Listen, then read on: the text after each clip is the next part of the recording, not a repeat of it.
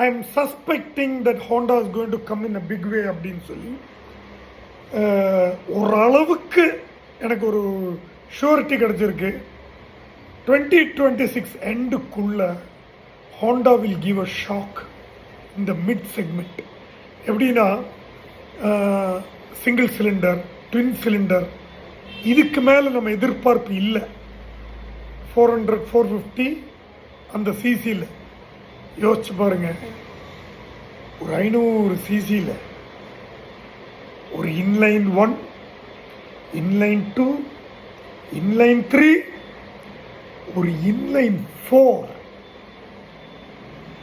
எப்படி இருக்கும்? அதுவும் 2 மாடல்.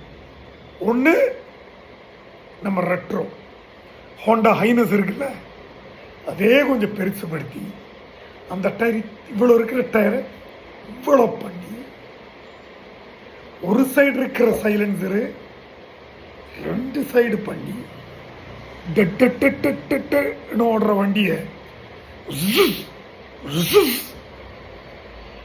அப்படி ஒரு சத்தம் வர்ற மாதிரி பண்ணி வண்டி ஸ்னீக்கபூ அப்படிங்கிற மாதிரி அந்த 4 பைப் அந்த இன்ஜின் ஹெட்டில் இருந்து வெளியே வரும்ல, அது அப்படியே ஷையா கொஞ்சம் கொஞ்சம் அங்கேயும் இங்கேயும் நமக்கு காமிச்சு ஒரு ரெட்ரோ வந்தால் இப்படி இருக்கும். அடுத்த மாடல் கேளுங்க. நம்ம ஹோண்டா CBR 650R இருக்குல்ல, அது ஒரு 500 சிசி இன்லைன் 4 சிலிண்டரோட ஒரு 6.5 லட்சம் ரூபாய்க்கு வந்தா கனவு மாதிரி இருக்குல்ல. ஜோல்சிக்காரன் காசு வாங்குறதுக்காக ஏமாத்துறதுக்கு சொல்ற மாதிரி இருக்குல்ல. ஆனா நம்ம இந்தியன்ஸோட கைரேக தெளிஞ்சிருச்சு.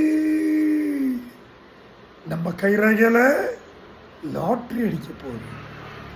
அதனுடைய முதல் ரூபத்தில் ஹோண்டா இன்லைன் 4 சிலிண்டர் 2 மாடலில் இறக்கிறதுக்கான வாய்ப்புகள் செம ஜாஸ்தி. அண்ட் செரி ஆன் த கேக்னு சொல்கிற மாதிரி CRF 400 மோட்டோக்ராஸ் லுக் இருக்கிற அட்வென்ச்சர் டூரர் பைக்கும் வரப்போகுது. Can you believe it? எனக்கே நம்ப முடியல. ஆனால் சில விஷயம் அப்படிதான் நம்பித்தான் ஆக்கணும்.